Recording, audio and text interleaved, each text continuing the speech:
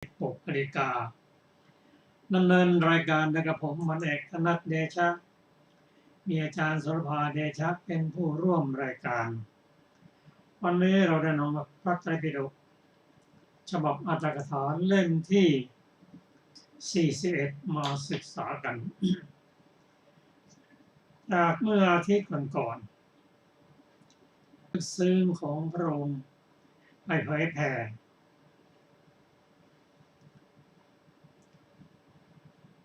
จากเรื่องที่ผ่านมานั้นเราได้ศึกษาถึงพระเถระนำหลานไปเฝ้าพระศาสดา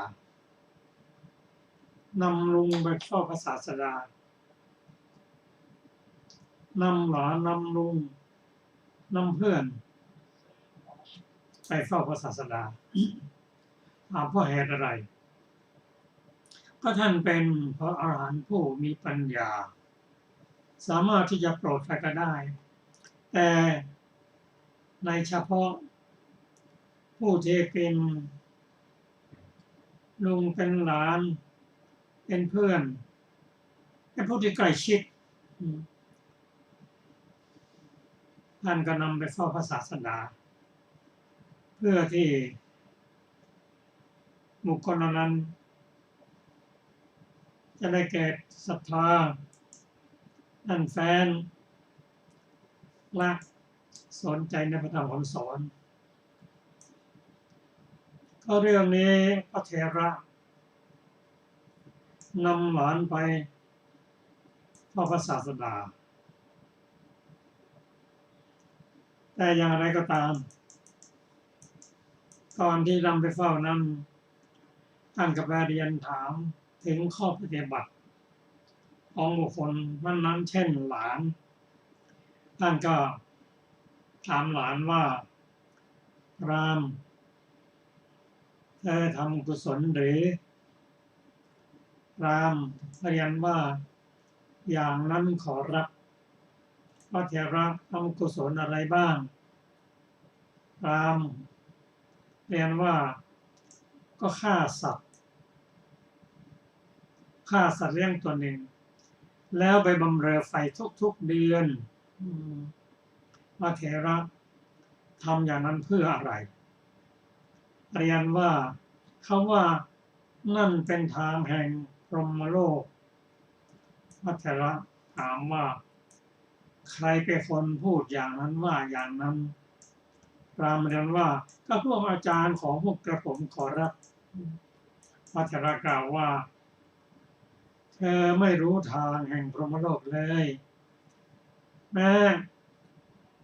พวกอาจารย์ของเธอก็ไม่รู้มาแทนเราจะนำท่านไปสำนักของพระศาสดา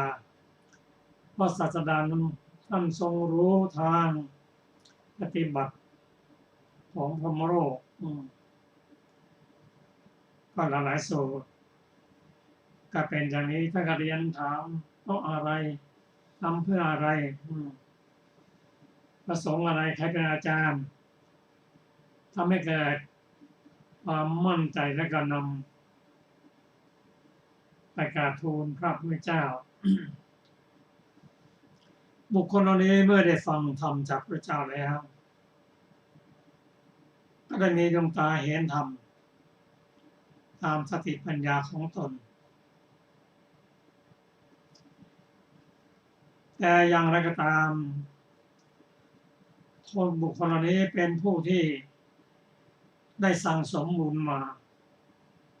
อดีตการมาในสมัยพุทธเจ้าของเรานั้นจึงมีโอกาสได้เกิดในสมัยพุทธเจ้าได้เห็นพระพุทธเจ้าด้วยตาเนื้อฟังธรรมจากพระเจ้ามีปัญญาตาปัญญาเห็นธรรมที่พระองค์ทรงตรัสไว้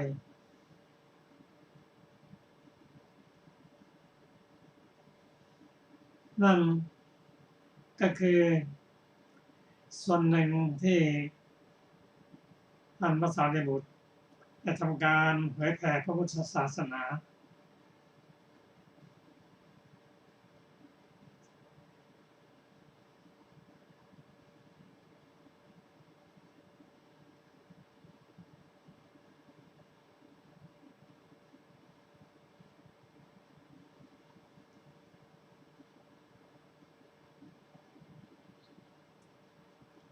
นี่อีกเรื่องหนึ่งที่จะเรียนเพิ่มเติมก็คือพระสารีบุตรนำสหายไปเฝ้าพระศาสดาเพราะเมื่อท่านไปพบเพื่อนผู้เป็นพราหมณ์มาแล้วก็ได้เรียนถามว่าพราหมณ์ท่านทำกุศลบ้างหรือพราหมณ์นั้นอย่างนั้นขอรับทำกุศลอะไรก็บูชายันที่เขาบูชากันนั่นแหละแต่ว่าในครั้งนั้นชนทั้งหลายบูชายันกัน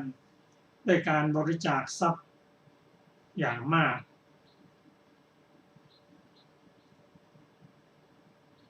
เมื่อเป็นเช่นนั้นแล้วถามว่าประสงค์อะไรนี่ความประสงค์เพื่อที่จะได้บอกทางไปพรหมโลกเช่นท่านบอกว่านั่นไม่ใช่ทางก็พาไปพบไปกับพระผู้เป็นเจ้าฟังธรรมจากพระองค์ก็ได้มีดวงตาเห็นธรรมทั่วกัน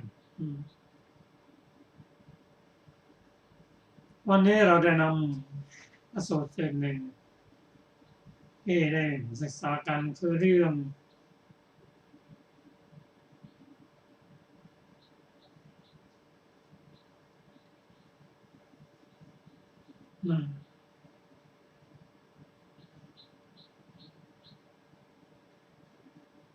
465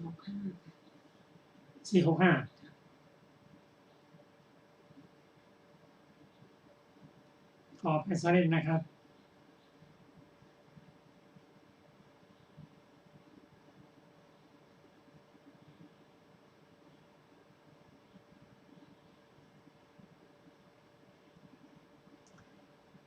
วันนี้เราจะมาฟังเรื่องสังกิจจสามเณรซึ่งเรื่องนี้เป็นเรื่องของชาติสุดท้ายของกิจจสามเณรในพระสูตรกล่าวว่าบุคคลผู้ใดมีชาตินี้เป็นชาติสุดท้ายแล้วคือจะได้เป็นพระอรหันต์ในชาตินี้นั่นนิพพานไปก่อนที่จะบำเพ็ญเป็นพระอรหันต์นั้นบุคคลผู้นี้เป็นผู้ที่จะมีชีวิตไม่มีอะไรจะทำให้เขาเสียชีวิตก่อนที่จะได้เป็นพระอรหันต์ก็เหมือนอย่างเทวดารูปหนึ่งเห็นพระพุทธเจ้าของเราตอนบำเพ็ญทุกกิริยาตอนนั้นยังได้เป็นพระพุทธเจ้ารูปร่างของพระองค์นั้นผายผอมแต่ทายทีก็ล้มกลิ้งไปเทวดานั้นเฝ้าสังเกตการดูเทวดานั้นก็มีหลายระดับที่เป็นปุถุชนเห็นแล้วว่าโอ้ท่านดับบทผู้บำเพ็ญเพียรพระเจ้านั้นสิ้นชีวิตแล้วก็นำเรื่องนี้ไปทูลให้พระเจ้าสุโธทนะผู้เป็นพระราชบิดาพระองค์ไม่เชื่อพระองค์ตรัสกับเทวดาว่าลูกของเรา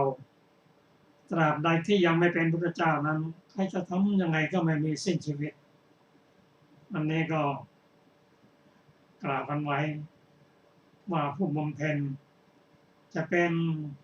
ตั้งแต่สมณะจนถึงพระเจ้านั้น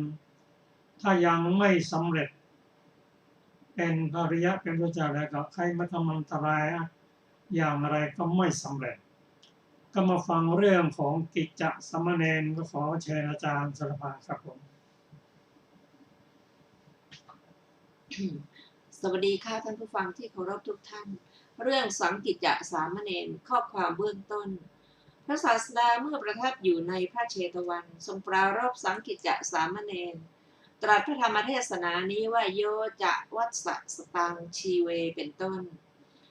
กุลบุตร30 คนออกบวชได้ยินว่ากุลบุตรประมาณ30 คนในกรุงสาวัตถีฟังธรรมกถาแล้วบวชถวายชีวิตในพระศาสนาของพระศาสดาภิกษุเหล่านั้นอุปสมบทได้5 พรรษาเข้าไปเฝ้าพระศาสดาสดับธุระ2 ประการคือคันธธุระวิปัสสนาธุระไม่ทำอุตสาหะในคันธธุระเพราะเป็นผู้บวชในเวลาเป็นคนแก่มีความประสงค์จะบำเพ็ญวิปัสสนาธุระทูลให้พระศาสดาตรัสบอกกรรมฐานจนถึงพระอรหันต์แล้วจึงทูลอำลาพระศาสดาว่าข้าพระองค์จักไปสู่ป่าแห่งหนึ่งพระเจ้าข้าพระศาสดาตรัสถามว่าพวกเธอจักไปยังที่ไหนเมื่อภิกษุเหล่านั้นกราบทูลว่าสถานชื่อโน้นได้ทรงทราบว่าภัยจะเกิดขึ้นในที่นั้นแก่ภิกษุเหล่านั้นเพราะอาศัยคนกินเดนคนหนึ่งก็แต่ว่าเมื่อสังกิจจะสามเณรไปแล้วภัยนั้นจักระงับเมื่อเป็นเช่นนั้นกิจบรรพชิตของภิกษุเหล่านั้นจักถึงความบริบูรณ์ประวัติของสังกิจจะสามเณรสามเณรของพระสารีบุตรเถระชื่อสังกิจจะสามเณรมีอายุ7 ปีโดยกำเนิดได้ยินว่ามารดาของสังกิจจะสามเณรนั้นเป็นธิดาของตระกูลมั่งคั่งในกรุงสาวัตถีเมื่อสามเณรนั้นยังอยู่ในท้องมารดานั้นได้ทำกาละในขณะนั้นนั่นเองด้วยความเจ็บไข้อย่างหนึ่งเมื่อมารดาถูกเผาอยู่เนื้อส่วนที่เหลือไม่ไปเว้นแต่เนื้อท้องลำดับนั้นพวกสัปเหร่อยกเนื้อท้องของนางลงจากเชิงตะกอนแทงด้วยเหลาเหล็กในที่2 ถึง 3 แห่งปลายเหลาเหล็กกระทบทางตาของทารกพวกสัปเหร่อแทงเนื้อท้องอย่างนั้นแล้วจึงโยนไปบนกองถ่านปกปิดด้วยถ่านนั่นแลแล้วหลีกไปเนื้อท้องไหม้แล้วส่วนทารกได้เป็นเช่นกับรูปทองคำบนกองถ่านเหมือนนอนอยู่ในกลีบแห่งดอกบัวแท้จริงสัตว์ผู้มีภพเป็นที่สุดแม้ถูกภูเขาสเนรุทับอยู่ชื่อว่ายังไม่บรรลุพระอรหันต์แล้วสิ้นชีวิตไม่มีในวันรุ่งขึ้นพวกสัปเหร่อมาด้วยคิดว่าจักดับเชิงตะกอนเห็นทารกนอนอยู่อย่างนั้นเกิดอัศจรรย์และแปลกใจคิดว่าชื่ออย่างไรกันเมื่อสรีระทั้งสิ้นถูกเผาอยู่บนฟืนเท่านี้ทารกไม่ไหม้แล้วจักมีเหตุอะไรกันหนอจึงอุ้มเด็กนั้นนำไปภายในหมู่บ้านภายในบ้านแล้วถามพวกหมอทายนิมิตพวกหมอทายนิมิตพูดว่าถ้าทารกนี้จักอยู่ครองเรือนพวกญาติคลอด7 เครือสกุลจักไม่ยากจนถ้าจักบวชจักเป็นผู้อันสมณะ500 รูปแวดล้อมเที่ยวไปพวกญาติขนานนามว่าสังกิจจะเพราะหางตาของเขาแตกด้วยขอเหล็กสมัยอื่นเด็กนั้นปรากฏว่าสังกิจจะครั้งนั้นพวกญาติเลี้ยงเขาไว้ด้วยปรึกษากันว่าช่างเถิดในเวลาที่เขาเติบโตแล้วพวกเราจะให้เขาบวชในสำนักพระสารีบุตรผู้เป็นเจ้าของเราในเวลาที่ตนมีอายุได้7 ขวบสังกิจจะนั้นได้ยินคำพูดของพวกเด็กๆว่าในเวลาที่เจ้าอยู่ในท้องมารดาของเจ้าได้กระทำกาละแล้ว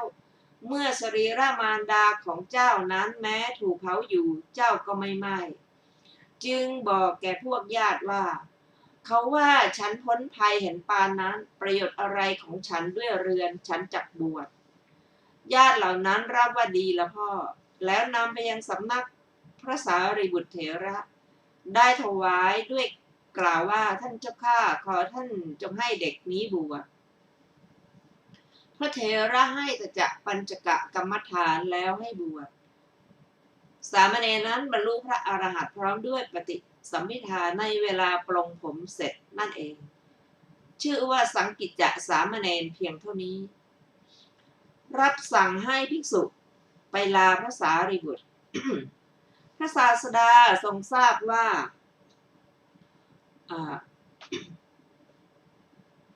เมื่อสามเณรหนีไปแล้วภัยนั้นจักระงับเมื่อเป็นเช่นนั้นกิจแห่งบรรพชิตของภิกษุเหล่านั้นจักถึงความบริบูรณ์ดังนี้แล้วจึงตรัสว่าภิกษุทั้งหลายพวกเธอจงอำลาสารีบุตรพี่ชายของพวกเธอแล้วจึงไปภิกษุเหล่านั้นรับว่าดีละแล้วไปยังสำนักของพระเถระเมื่อพระเถระถามว่าอะไรผู้มีอายุ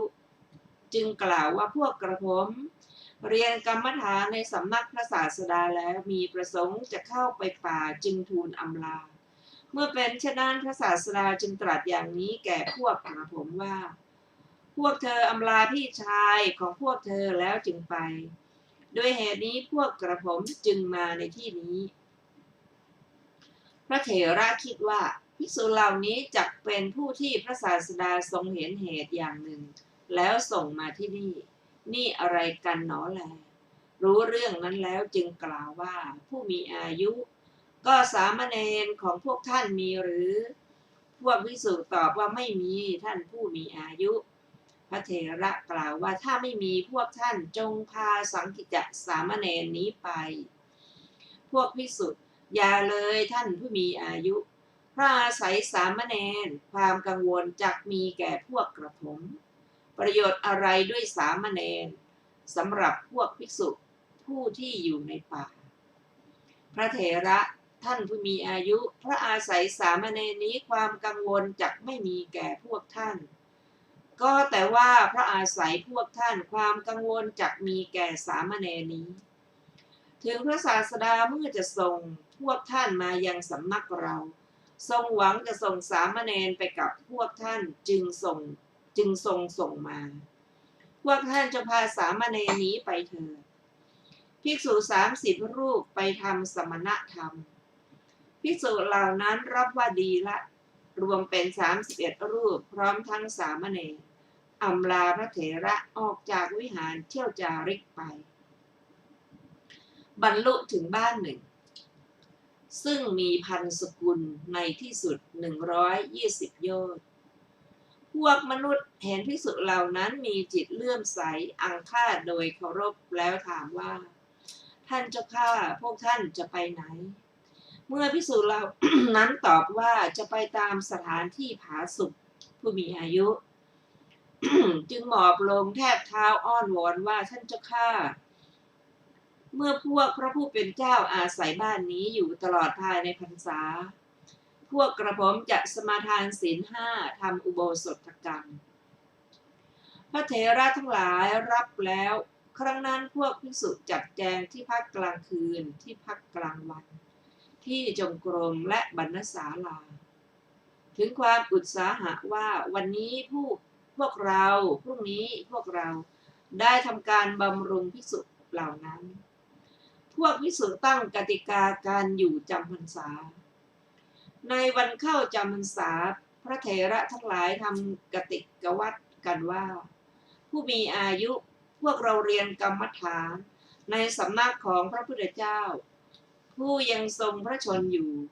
แต่เว้นความถึงพร้อมด้วยข้อปฏิบัติพวกเราไม่อาจยังพระพุทธเจ้าทั้งหลายให้ยินดีได้อันหนึ่งประตูอบายก็เปิดแล้วสำหรับพวกเราทีเดียวเพราะฉะนั้นเว้นเวลาภิกษาจารในตอนเช้าและเวลาบำรุงพระเถระตอนเย็นในการที่เหลือพวกเราจักไม่อยู่ในที่แห่งเดียวกัน2 รูปความไม่ผาสุกจักมีแก่ท่านผู้ใดเมื่อท่านผู้นั้นตีระฆังพวกเราจักไปสำนักท่านผู้นั้นทำยาในส่วนกลางคืนหรือส่วนกลางวันอื่นจากนี้พวกเราจักไม่ประมาทประกอบกรรมฐานเนืองทุคตะบุรุษมาอาศัยอยู่กับพวกภิกษุเมื่อภิกษุเหล่านั้นครั้นทำกติกาอย่างนั้นอยู่บุรุษเข็นใจคนหนึ่งอาศัยธิดาเป็นอยู่ เมื่อทุกพิกภัยเกิดขึ้นในที่นั้นมีความประสงค์จะอาศัยธิดาคนอื่นเป็นอยู่จึงเดินทางไปแม้พระเถระทั้งหลายเที่ยวไปบิณฑบาตในบ้านมาถึงที่อยู่อาบน้ำในแม่น้ำแห่งหนึ่งในระหว่างทางนั่งบนหาดทรายทำภัตกิจในขณะนั้นบุรุษนั้นถึงที่นั้นแล้วได้ยืนอยู่ณที่สุดส่วนข้างหนึ่งลำดับนั้นพระเถระทั้งหลายถามเขาว่าจะไปไหนบุรุษนั้นบอกเนื้อความนั้นแล้วพระเถระทั้งหลายเกิดความกรุณาในบุรุษนั้นจึงกล่าวว่าอุบาสกท่านหิวจัดจงไปนำใบไม้มาพวกเราจักให้ก้อนพัดแก่ท่านรูปละก้อนเมื่อเขานำใบไม้มาแล้วจึงคลุกด้วยแกงและกับโดยทำนองที่จะฉันด้วยตนได้ให้ก้อนพัดรูปละก้อนทราบว่าธรรมเนียมมีดังนี้ภิกษุผู้จะให้พัดแก่ผู้มาถึงในเวลาฉันไม่ให้พัดตอนยอดพึงให้น้อยบ้างมากบ้างโดยทำนองที่จะฉันด้วยตนนั่นแหละเพราะฉะนั้นภิกษุแม้เหล่านั้นจึงได้ให้อย่างนั้นบุรุษนั้นทำภัตกิจแล้วไหว้พระเถระทั้งหลายถามว่าท่านขอรับพวกพระผู้เป็นเจ้าใครๆนิมนต์ไว้หรือพวกภิกษุก็ตอบว่าไม่มีการนิมนต์ดอกอุบาสกพวกมนุษย์ถวายอาหารเช่นนี้แหละทุกวันทุกขตาบุรุษคิดว่าเราแม้ขยันขันแข็งทำงานตลอดการเป็นนิดก็ไม่อาจได้อาหารเช่นนั้นประโยชน์อะไรของเราด้วยการไปที่อื่นเราจะเป็นอยู่ในสำนักของภิกษุเหล่านี้นี่แหละลำดับนั้นจึงกล่าวกับภิกษุเหล่านี้ว่ากระผมปรารถนาจะทำวัดปฏิบัติอยู่ในสำนักของพวกพระผู้เป็นเจ้าพวกภิกษุก็กล่าวว่าดีละอุบาสกทุกขตาบุรุษหนีพวกภิกษุไปเยี่ยมธิดาเขาไปที่อยู่ของภิกษุเหล่านั้นกับภิกษุเหล่านั้นทำวัดปฏิบัติเป็นอันดียังพวกภิกษุให้รักใคร่ยิ่งโดยล่วงไป2 เดือนปรารถนาจะไปเยี่ยมธิดาคิดว่าถ้าเราจักอำลาพวกพระผู้เป็นเจ้าพระผู้เป็นเจ้าทั้งหลายจักไม่ปล่อยเราจักไม่อำลาไปละดังนี้แล้วก็ไม่บอกแก่ภิกษุเหล่านั้นเลยออกไปแล้วทราบว่าข้อที่เขาไม่บอกพวกภิกษุหลีกไปเท่านั้นได้เป็นความพลั้งพลาดอย่างขนาดใหญ่ก็ในหนทางไปของบุรุษนั้นมีดงอยู่แห่งหนึ่งวันที่7เป็นวันของโจร500 คนผู้ทำการบนบานเทวดาว่าผู้ใดจักเข้าสู่ดงนี้พวกเราจะฆ่าผู้นั้นแล้วทำพลีกรรมแด่ท่านด้วยเนื้อและเลือดของผู้นั้นแหละแล้วอยู่ในดงนั้นเขาถูกโจรจับในกลางดงเพราะฉะนั้นในวันที่7หัวหน้าโจรขึ้นต้นไม้ตรวจดูพวกมนุษย์เห็นบุรุษนั้นเดินมาจึงได้ให้สัญญาแก่พวกโจรเหล่านั้นรู้ความที่บุรุษนั้นเข้าสู่กลางดงจึงล้อมจับเขาทำการผูกอย่างมั่นคงสีไฟด้วยไม้สีไฟขนฟืนมาก่อเป็นกองไฟใหญ่เสี้ยมหลาไว้บุรุษนั้นเห็นกิริยาของโจรเหล่านั้นจึงถามว่านายในที่นี้ข้าพเจ้าไม่เห็นหมูและเนื้อเป็นต้นเลยเหตุไรพวกท่านจึงทำเหล่านี้พวกโจรก็ตอบว่าพวกเราจะฆ่าเจ้าทำพลีกรรมแก่เทวดาด้วยเนื้อและเลือดของเจ้าบุรุษนั้นถูกมรณะภัยคุกคามไม่ได้คิดถึงอุปการะนั้นของพวกภิกษุเมื่อจะรักษาชีวิตของตนอย่างเดียวเท่านั้นจึงกล่าวอย่างนี้ว่านายข้าพเจ้าเป็นคนกินเดนกินภัตตะที่เป็นเดนเติบโตขึ้นชื่อว่าเป็นคนกินเดนเป็นคนกาลกินีก็พวกพระผู้เป็นเจ้าแม้ออกบวชจากสกุลใดสกุลหนึ่งเป็นกษัตริย์ทีเดียวภิกษุ31 รูปอยู่ในที่โน้นพวกท่านจงฆ่าภิกษุเหล่านั้นแล้วทำกรรมเทวดาของพวกท่านจักยินดีเป็นอย่างยิ่งพวกโจรไปจับภิกษุเพื่อทำพลีกรรมพวกโจรฟังคำนั้นแล้วคิดว่าคนนี้พูดดีประโยชน์อะไรด้วยคนกาลกินีนี้พวกเราจักฆ่าพวกกษัตริย์ทำพลีกรรม ดังนี้แล้วจึงกล่าวว่ามาเธอจงแสดงที่อยู่ของภิกษุเหล่านั้นแล้วให้เขานั่นแลเป็นผู้นำทางถึงที่นั้นแล้วไม่เห็นพวกภิกษุในท่ามกลางวิหารจึงถามเขาว่าพวกภิกษุไปไหนเขารู้กติกวัตรของภิกษุเหล่านั้นเพราะอยู่ถึง2 เดือนจึงกล่าวอย่างนี้ว่าพวกภิกษุนั่งอยู่ในที่พักกลางคืนและที่พักกลางวันของตนจงตีระฆังนั่นพวกภิกษุจักประชุมกันด้วยเสียงระฆังหัวหน้าโจรตีระฆังแล้วพวกภิกษุได้ยินเสียงระฆังคิดว่าใครตีระฆังผิดเวลาความไม่ผาสุกจักมีแก่ใครดังนี้แล้วจึงมานั่งบนแผ่นหินที่เขาแต่งตั้งไว้โดยลำดับตรงกลางวิหารพระสังฆเถระแลดูพวกโจรแล้วถามว่าอุบาสกใครตีระฆังนี้หัวหน้าโจรตอบว่าข้าพเจ้าเองขอรับพระสังฆเถระก็ถามว่าเพราะเหตุไรหัวหน้าโจรตอบว่าพวกข้าพเจ้าบนบานเทพยดาประจำดงไว้จับภิกษุรูปหนึ่งไปเพื่อต้องการทำพลีกรรมแก่เทวดานั้นพวกภิกษุยอมตัวให้โจรจับพระมหาเถระฟังคำนั้นแล้วจึงกล่าวกับพวกภิกษุว่าผู้มีอายุธรรมดากิจเกิดแก่พวกน้องๆผู้เป็นพี่ชายต้องช่วยเหลือผมจักสละชีวิตของตนเพื่อพวกท่านไปกับโจรเหล่านี้ข้ออันตรายอย่ามีแก่ทุกท่านพวกท่านจงเป็นผู้ไม่ประมาททำสมณธรรมเถิดพระอนุเถระกล่าวว่าท่านขอรับธรรมดากิจของพี่ชายย่อมเป็นภาระของน้องชายกระผมจักไปขอท่านทั้งหลายจงเป็นผู้ไม่ประมาทเถิดโดยอุบายนี้ชนแม้ทั้ง30ลุกขึ้นพูดเป็นลำดับว่าผมเองด้วยประการชนี้ภิกษุทั้งหมดไม่เป็นบุตรของมารดาเดียวกันเลยไม่เป็นบุตรของบิดาเดียวกันทั้งยังไม่สิ้นราคะแต่กระนั้นก็ยอมเสียสละชีวิตตามลำดับเพื่อประโยชน์แก่ภิกษุที่เหลือบรรดาภิกษุเหล่านั้นแม้ภิกษุรูปหนึ่งชื่อว่าสามารถกล่าวว่าท่านไปเถิดไม่ได้มีเลยสังกิจจะสามเณรยอมมอบตัวให้แก่โจรสังกิจจะสามเณรได้ฟังคำของภิกษุเหล่านั้นจึงกล่าวว่าหยุดเถิดท่านขอรับกระผมจักสละชีวิตเพื่อพวกท่านไปเองพวกภิกษุก็ว่าผู้มีอายุเราทั้งหมดแม้จักถูกฆ่ารวมกันก็จักไม่ยอมสละเธอผู้เดียวสามเณรก็เพราะเหตุไรขอรับพวกภิกษุกล่าวว่าผู้มีอายุเธอเป็นสามเณรของพระธรรมเสนาบดีสารีบุตรเถระถ้าเราจักสละเธอพระเถระจักติว่าพวกภิกษุพาสามเณรของเราไปมอบให้แก่พวกโจรเราไม่อาจจะสลัดคำติเตียนนั้นได้ด้วยเหตุนั้นเราจักไม่สละเธอสามเณรกล่าวว่าท่านขอรับพระสัมมาสัมพุทธเจ้าทรงส่งพวกท่านไปยังสำนักพระอุปัชฌายะของกระผมก็ดีพระอุปัชฌายะของกระผมส่งกระผมมากับพวกท่านก็ดีได้ทรงเห็นเหตุอันนี้แล้วทั้งนั้นจึงส่งมาหยุดเถิดขอรับกระผมนี่แหละจะไปเอง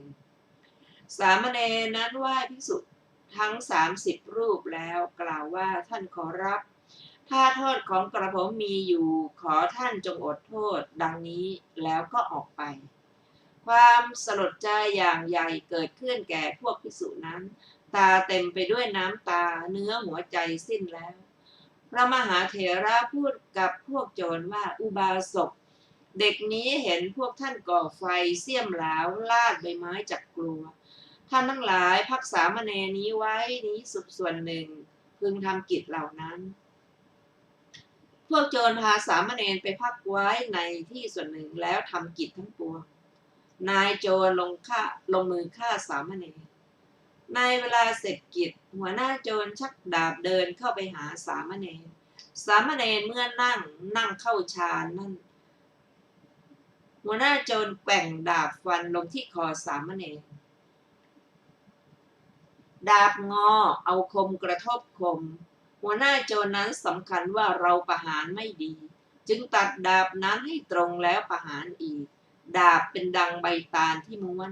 ได้ร่นถึงโคนดาบ แท้จริงบุคคลแม้จะเอาภูเขาสิเนรุทับสามเณรในเวลานั้นชื่อว่าสามารถจะให้สามเณรตายไม่มีเลย จะป่วยกล่าวไปยายถึงว่าจะเอาดาบฟันให้ตาย หัวหน้าโจรเห็นปาฏิหาริย์นั้นแล้วคิดว่าเมื่อก่อนดาบของเราย่อมตัดเสาหินหรือตอไม้ตะเคียนเหมือนหยวกกล้วย บัดนี้ดาบของเรางอคราวหนึ่ง อีกคราวหนึ่งเกิดเป็นดังใบตาลม้วน ดาบนี้ชื่อแม้ไม่มีเจตนา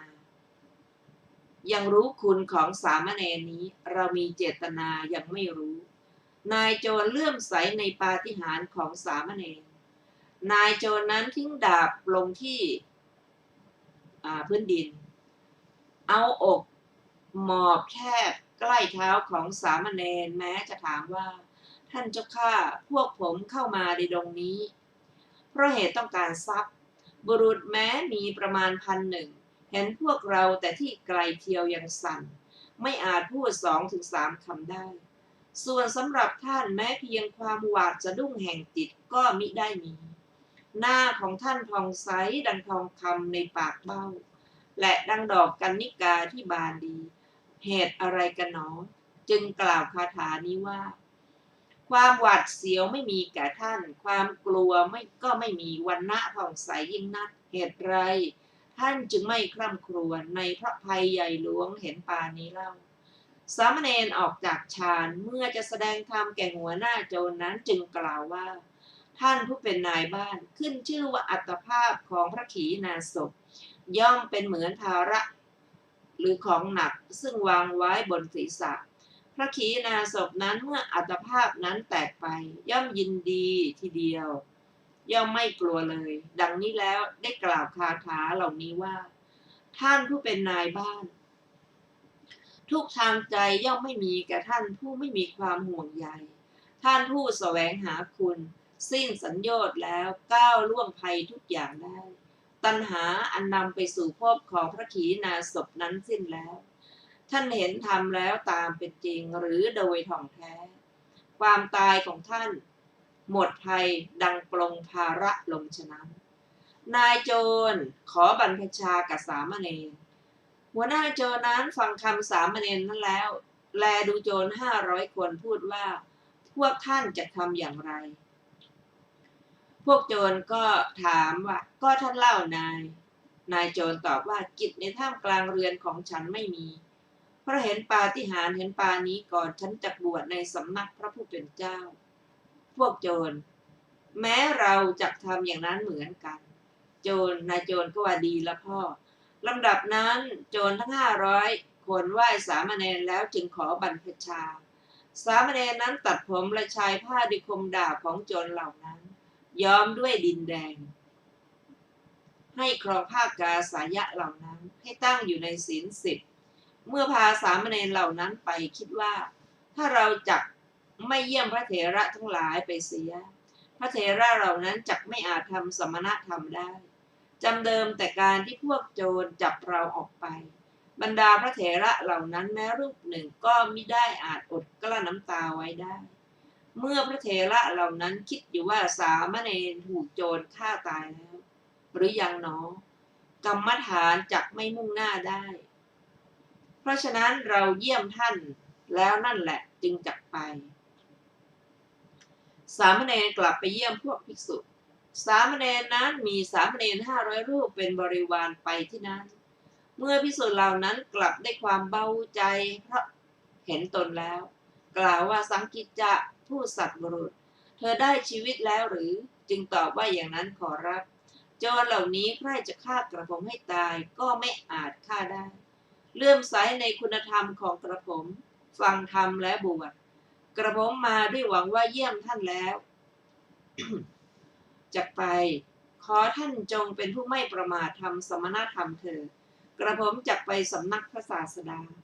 แล้วไหว้ภิกษุเหล่านั้นพาสามเณรนอกนี้ไปยังสำนักพระอุปัชฌายะเมื่อท่านถามว่าสังกิจจะ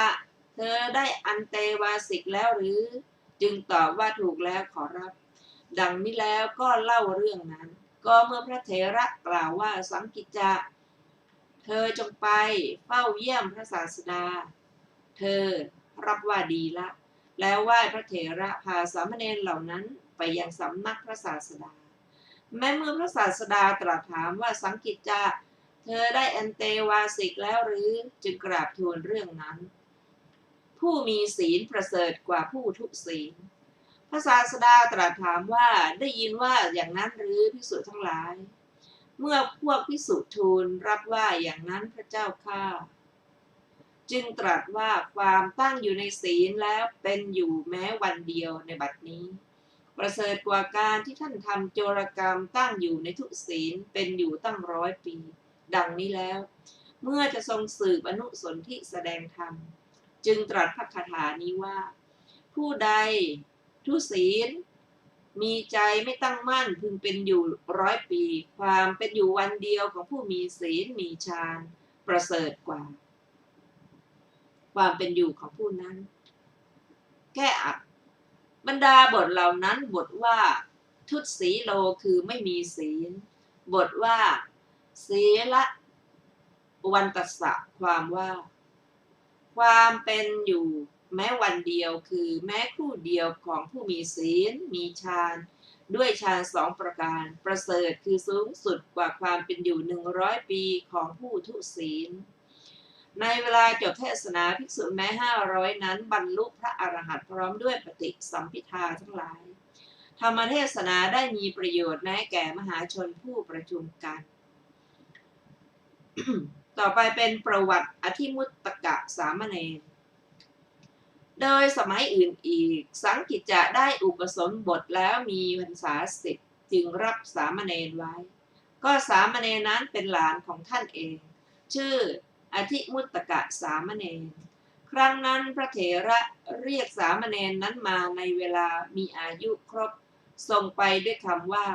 เราจะทำการอุปสมบทเธอจงไปถามจำนวนอายุในสำนักพวกญาติแล้วจงมาอาทิมุตตกะสามเณรนั้นเมื่อไปสำนักของมารดาบิดาถูกพวกโจร500 คนจะฆ่าให้ตายเพื่อต้องการทำพลีกรรมในระหว่างทางแสดงธรรมแก่โจรเหล่านั้นเป็นผู้อ่านพวกโจรมีจิตเลื่อมใสปล่อยไปด้วยคำว่าท่านไม่พึงบอกความที่พวกผมมีอยู่ในที่นี้แก่ใครๆเห็นมารดาบิดาเดินสวนทางมาก็รักษาสัจจะไม่บอกแก่มารดาบิดาเหล่านั้นแม้เดินไปทางนั้นนั่นแหละเมื่อมารดาบิดานั้นถูกพวกโจรเบียดเบียนคร่ำครวญพูดว่าชะรอยแม้ว่าท่านก็เป็นพวกเดียวกันกับพวกโจรจึงไม่บอกแก่เราโจรเหล่านั้นได้ยินเสียงแล้วรู้ความที่สามเณรไม่บอกแก่มารดาบิดาก็มีจิตเลื่อมใสขอบรรพชาแม้อธิมุตตะสามเณรนั้นก็ยังโจรเหล่านั้นทั้งหมดให้บวชแล้วเหมือนสังกิจจะสามเณรนำมายังสำนักพระอุปัชฌาย์ผู้อันพระอุปัชฌาย์นั้นส่งไปยังสำนักพระศาสดาพาภิกษุเหล่านั้นไปกราบทูลเรื่องนั้นแด่พระศาสดาแล้วพระศาสดาตรัสถามว่าเขาว่าอย่างนั้นหรือภิกษุทั้งหลายเมื่อพวกภิกษุทูลว่าถูกแล้วพระเจ้าข้าเมื่อจะทรงสืบอนุสนธิแสดงธรรมโดยนัยยะก่อนนั้นแลจึงตรัสพระคาถานี้ว่าก็ผู้ใดทุศีลมีใจไม่ตั้งมั่นพึงเป็นอยู่100 ปีความเป็นอยู่วันเดียวของผู้มีศีลมีฌานประเสริฐกว่าประเสริฐว่าเป็นความเป็นอยู่ของผู้นั้นชื่อเรื่องอธิมุตตกะสามเณรแม้นี้ข้าพเจ้าก็กล่าวไว้แล้วด้วยพระคาถานี้เหมือนกันก็จบเรื่องสังกิจจะสามเณรต่อไปเป็นเรื่องพระขานุโกณฑัญญเถระพระศาสดาเมื่อประทับอยู่ในพระเชตวันทรงปรารภพระขานุโกณฑัญญเถระตรัสพระธรรมเทศนานี้ว่าโยจะสัตสตังชีเวเป็นต้นพระเถระนั่งเข้าฌานโจรเอาห่อของทับไม่รู้สึกได้ยินว่าพระเถระนั้นเรียนกรรมฐานในสำนักพระศาสดาอยู่ในป่าบรรลุพระอรหันต์แล้วคิดว่าจักทูลพระศาสดา เมื่อมาจากที่นั้นเหน็ดเหนื่อยในระหว่างทางแวะจากทางนั่งเข้าฌานบนศิลาดาษแห่งหนึ่งครั้งนั้นโจร500 คนปล้นบ้านแห่งหนึ่งและผูกห่อสิ่งของตามสมควรแก่กำลังของตนเอาศีรษะเทินเดินไปครั้นเดินไปไกลก็เหน็ดเหนื่อยคิดว่าเรามาไกลแล้วจักพักเหนื่อยบนศิลาดาษนี้แวะจากทางไปยังที่ใกล้ศิลาดาษแม้เห็นพระเถระแล้วก็มีความสำคัญว่านี่เป็นตอไม้ลำดับนั้นโจรคนหนึ่งวางห่อสิ่งของลงบนศีรษะของพระเถระโจรคนอื่นๆก็วางห่อสิ่งของพิงพระเถระนั้นด้วยประการชนิดโจรแม้ทั้ง500เอาห่อสิ่งของ500ห่อล้อมรอบพระเถระแม้ตนเองก็นอนหลับตื่นในเวลาอรุณขึ้นคว้าห่อของตนได้เห็นพระเถระก็เริ่มจะหนีไปด้วยสำคัญว่าเป็นอนุตทันใดนั้นพระเถระกล่าวกับพวกโจรนั้นว่าอย่ากลัวเลยอุบาสกฉันเป็นบรรพชิตโจรเหล่านั้นหมอบลงที่ใกล้เท้าพระเถระให้พระเถระอดโทษด้วยคำว่าโปรดอดโทษเถิดขอรับพวกกระผมได้สำคัญว่าตอไม้เมื่อหัวหน้าโจรบอกว่าเราจะบวชในสำนักพระผู้เป็นเจ้าพวกโจรที่เหลือก็กล่าวว่าแม้พวกเราก็จะบวชมีฉันทะเป็นอันเดียวกันทั้งหมดทีเดียวขอบรรพชากับพระเถระพระเถระให้โจรเหล่านั้นทั้งหมดบวชดุจสังกิจจะสามเณรจำเดิมแต่นั้นพระเถระปรากฏชื่อว่าขานุโกณทัญญะท่านไปสำนักพระศาสดาพร้อมด้วยภิกษุเหล่านั้นเมื่อพระศาสดาตรัสถามว่าโกณทัญญะเธอได้อันเตวาสิกแล้วหรือจึงกราบทูลเรื่องนั้นคนมีปัญญาดีกว่าคนสามปัญญาพระศาสดาตรัสถามว่าเขาว่าอย่างนั้นหรือภิกษุทั้งหลายเมื่อพวกภิกษุเหล่านั้นกราบทูลว่าถูกแล้วพระเจ้าข้าพวกข้าพระองค์ไม่เคยเห็นอานุภาพเห็นปานนั้นของผู้อื่นเลยด้วยเหตุนั้นพวกข้าพระองค์จึงบวชจึงตรัสว่าภิกษุทั้งหลายความเป็นอยู่แม้วันเดียวของพวกเธอผู้ประพฤติในปัญญาสัมปทาในบัดนี้ประเสริฐกว่าความตั้งอยู่ในกามของผู้มีปัญญาสามเห็นปานนั้นเป็นอยู่ตั้ง100 ปีดังนี้แล้วเมื่อจะทรงสืบอนุสนธิแสดงธรรมจึงตรัสพระคาถานี้ว่าก็ผู้ใดมีปัญญาสามมีใจไม่ตั้งมั่นพึงเป็นอยู่100 ปีความเป็นอยู่วันเดียวของผู้มีปัญญามีฌานประเสริฐกว่าความเป็นอยู่อย่างนั้นแก้อัดบรรดาบทเหล่านั้นบทว่าทุปัญโยความว่าผู้ไร้ปัญญาบทว่าปัญญวันตัสสะความว่าผู้เป็นไปกับด้วยปัญญาคำที่เหลือเช่นเดียวกับคำมีในก่อนนั่นแลในการจบเทศนาภิกษุแม้500 รูปบรรลุพระอรหันต์พร้อมด้วยปฏิสัมภิทาแล้วพระธรรมเทศนาได้มีประโยชน์แม้แก่มหาชนผู้ประชุมกันดังนี้แลจบเรื่องพระคานุโกณทัญญเถระเรื่องต่อไปเป็นเรื่องพระสัปปทาสเถระข้อความเบื้องต้นพระศาสดาเมื่อประทับอยู่ในพระเชตวันทรงปรารภพระสัปปทาสเถระตรัสพระธรรมเทศนานี้ว่าโยจะวัสสตางชีเวเป็นต้นพระเถระให้งูกัดตัวดังได้สดับมากุลบุตรผู้หนึ่งในกรุงสาวัตถีฟังพระธรรมเทศนาของพระศาสดาแล้วบรรพชาได้อุปสมบทแล้วโดยสมัยอื่นอีกกระสันขึ้นจึงคิดว่าชื่อว่าภาวะแห่งคฤหัสถ์ไม่ควรแก่กุลบุตรเช่นเราแม้การดำรงอยู่ในบรรพชาแล้วตายไปเป็นความดีของเราดังนี้แล้วก็เที่ยวคำนึงหาอุบายเพื่อมรณะของตนอยู่ภายหลังวันหนึ่งภิกษุทั้งหลายสงน้ำแต่เช้าตรู่ทำภัตตกิจเสร็จแล้วไปสู่วิหารเห็นงูที่โรงไฟจึงใส่งูนั้นไว้ในหม้อใบหนึ่งปิดหม้อแล้วถือออกจากวิหารฝ่ายภิกษุผู้กระสันทำภัตตกิจแล้ว เดินมาเห็นภิกษุเหล่านั้นจึงถามว่านี่อะไรผู้มีอายุเมื่อพวกภิกษุตอบว่างูผู้มีอายุจึงถามว่าจะทำอะไรด้วยงูนี้ ฟังคำของภิกษุเหล่านั้นว่าเราจะทิ้งมัน คิดว่าเราจะให้งูนี้กัดตัวตายเสีย จึงกล่าวว่านำมาเถิดกระผมจะทิ้งมันเอง รับหม้อจากมือของภิกษุเหล่านั้นแล้วนิ่งอยู่ในที่แห่งหนึ่งแล้ว ก็ให้งูนั้นกัดตน งูไม่ปรารถนาจะกัดภิกษุนั้น เอามือล้วงลงในหม้อแล้ว คนข้างโน้นข้างนี้ เปิดปากงูแล้วสอดนิ้วมือเข้าไปงูก็ไม่กัดเธอเลย เธอคิดว่างูนี้ไม่ใช่งูพิษเป็นงูเรือน จึงทิ้งงูนั้นแล้วได้ไปยังวิหารลำดับนั้นภิกษุทั้งหลายกล่าวกับเธอว่าผู้มีอายุท่านทิ้งงูแล้วหรือภิกษุกระสันนั้นก็ตอบว่าผู้มีอายุนั่นจะไม่ใช่งูพิษนั่นเป็นงูเรือนภิกษุอื่นก็ผู้มีอายุงูพิษทีเดียวแผ่แม่เบี้ยใหญ่ขู่ฟู่พวกผมจับได้โดยยากเพราะเหตุไรท่านจึงว่าอย่างนั้นภิกษุกระสันนั้นก็ตอบว่าผู้มีอายุผมให้มันกัดอวัยวะบ้างสอดนิ้วมือเข้าไปในปากบ้างก็ไม่อาจให้มันกัดได้พวกภิกษุฟังคำนั้นแล้วได้นิ่งเสียพระเถระบรรลุพระอรหันต์แล้วมีชื่อว่าสัปปทาสะภายหลังวันหนึ่งช่างกันระบบถือมีดโกน2-3 เล่มไปวิหารวางมีดโกนเล่มหนึ่งไว้ที่พื้น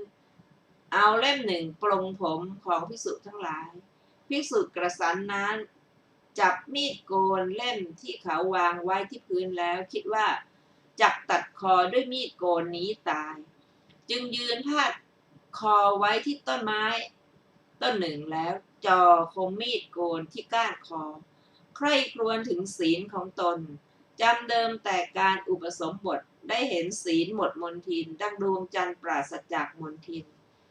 และดังดวงแก้วมณีที่ขัดดีเมื่อเธอตรวจดูศีลนั้นอยู่ปีติเกิดแผ่ซ่านทั่วทั้งสรีระเธอข่มปีติได้แล้วเจริญวิปัสสนาบรรลุพระอรหันต์พร้อมด้วยปฏิสัมภิทาทั้งหลายจึงถือมีดโกนเข้าไปท่ามกลางวิหารลำดับนั้นภิกษุทั้งหลายถามเธอว่าผู้มีอายุท่านไปไหนภิกษุกสันก็ตอบว่าผู้มีอายุผมไปด้วยคิดว่าจะเอามีดโกนนี้ตัดก้านคอตายภิกษุก็ถามว่าเมื่อเป็นเช่นนั้นเพราะเหตุไรท่านจึงไม่ตายภิกษุกสันก็ตอบว่าบัดนี้ผมเป็นผู้ไม่ควรนำสัตรามาด้วยผมคิดว่าจะตัดก้านคอด้วยมีดโกนนี้แต่ตัดกิเลสเสียสิ้นด้วยมีดโกนคือญาณพวกภิกษุกราบทูลแด่พระผู้มีพระภาคเจ้าว่าภิกษุนี้พยากรณ์พระอรหันต์ด้วยคำที่ไม่เป็นจริงพระผู้มีพระภาคเจ้าทรงสดับคำของภิกษุเหล่านั้นจึงตรัสว่าภิกษุทั้งหลายธรรมดาพระขีณาสพย่อมไม่ปลงตนจากชีวิตด้วยมือตนเองภิกษุก็กล่าวว่าพระเจ้าข้าพระองค์ตรัสภิกษุนี้ว่าเป็นพระขีณาสพก็ภิกษุนี้สมบูรณ์ด้วยอุปนิสัยแห่งพระอรหันต์อย่างนั้นเหตุไรจึงกระสันอะไรเป็นเหตุแห่งอุปนิสัยของพระอรหันต์แห่งพระอรหันต์ของภิกษุนั้นเหตุไรงูนั้นจึงไม่กัดภิกษุนั้นพระศาสดาตอบว่าภิกษุทั้งหลายงูนั้นได้เป็นทาสของภิกษุนี้ในอัตภาพที่3จากอัตภาพนี้ก่อนมันไม่อาจจะกัดสรีระของผู้เป็นนายของตนได้พระศาสดาทรงบอกเหตุอย่างหนึ่งแก่ภิกษุเหล่านั้นด้วยประการชนี้ก่อนก็ตั้งแต่นั้นมาภิกษุนั้นได้ชื่อว่าสัปปทาสะบุรพกรรมของพระสัปปทาสเถระดังได้สดับมาในการแห่งพระกัสสปะพระพุทธเจ้าบุตรแห่งคฤหบดีผู้หนึ่งฟังธรรมของพระศาสดาแล้วเกิดความสลดใจจึงบรรพชาได้อุปสมบทแล้วโดยสมัยอื่นอีกเมื่อความเบื่อหน่ายเกิดขึ้นจึงบอกแก่ภิกษุผู้สหายรูปหนึ่ง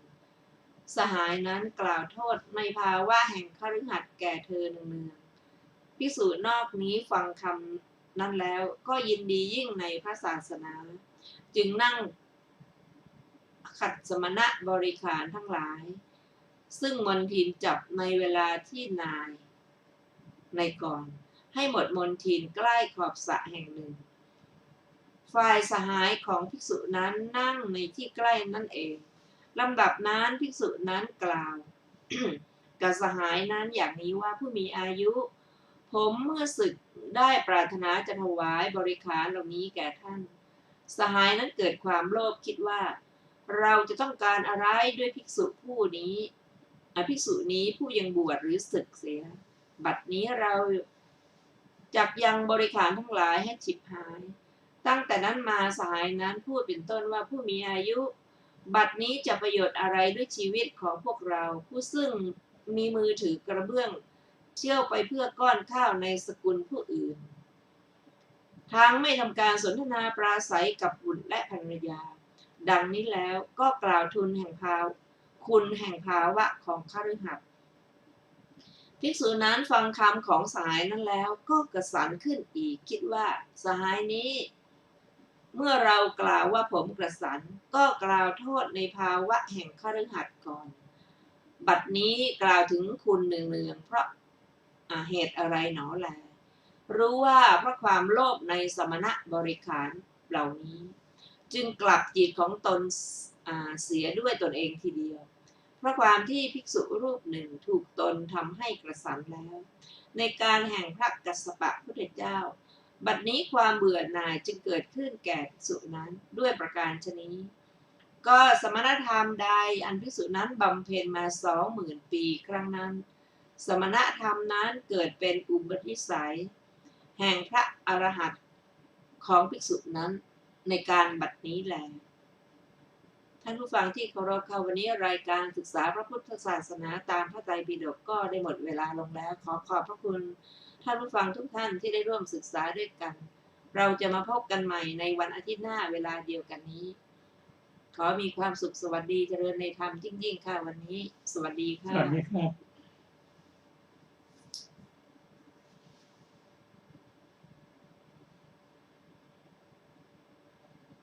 487